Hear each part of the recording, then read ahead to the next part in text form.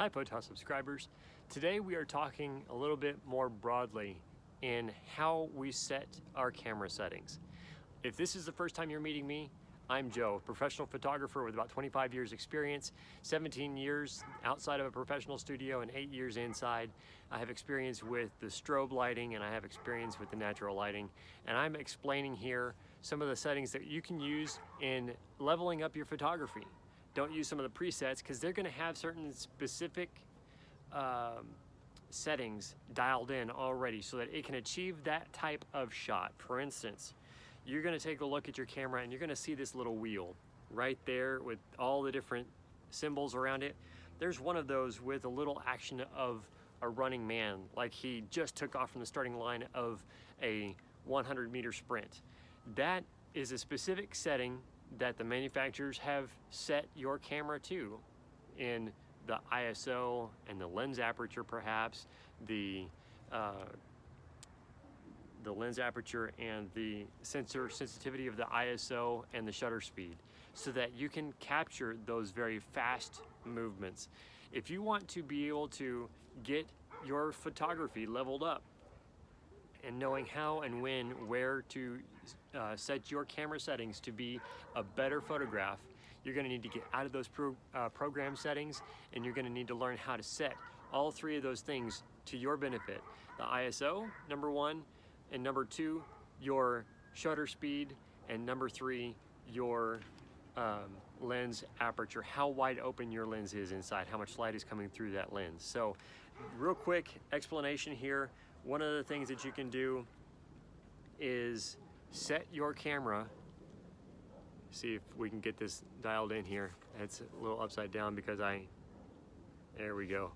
I'm learning my camera here. All right, so you see that M right there, right next to that little silver marker. That lets you know what you have set your dial to select what mode of shoot you have going on. That M stands for manual. Now, manual shooting mode is going to be a little bit hard to master from the very start, so don't get discouraged. Keep playing with it. If you want to learn what different parts of those three things I've mentioned, ISO, the shutter speed, and your lens aperture, then you can use any one of these other settings. I'll show you here. AV, that's an option, and you can use TV, which is time value. The AV is your aperture value, and M, as we discussed before, allows you to work all three. Your lens ISO, the ISO for your camera sensor sensitivity, the shutter speed of how long the shutter stays open while your lens is letting the light through, which also is bearing on the aperture, how wide your lens is open.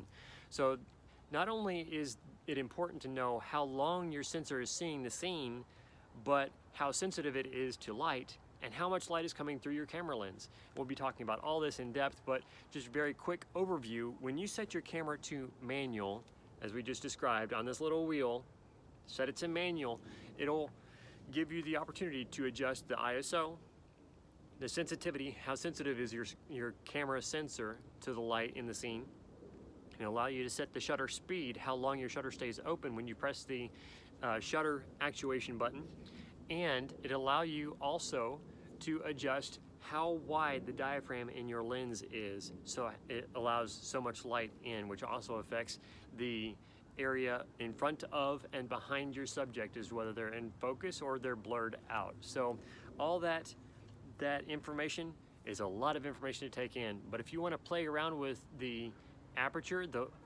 how wide your lens is open, then set your camera to AV, and that will allow you to directly adjust the lens aperture, and then you can play around to see what that does, and you can see how your camera automatically changes the shutter speed and the ISO value to be able to achieve a properly exposed image.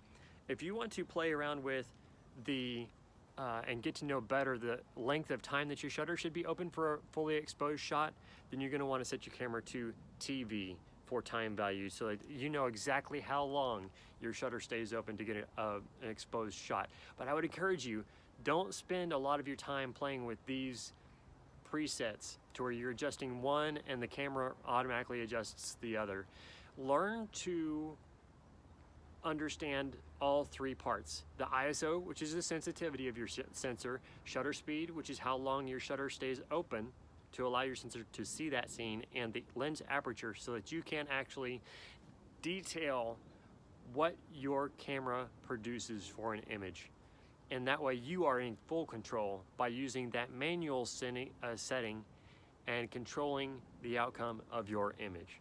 Thank you so much for watching. If this has added value to your photography experience, please like the video below.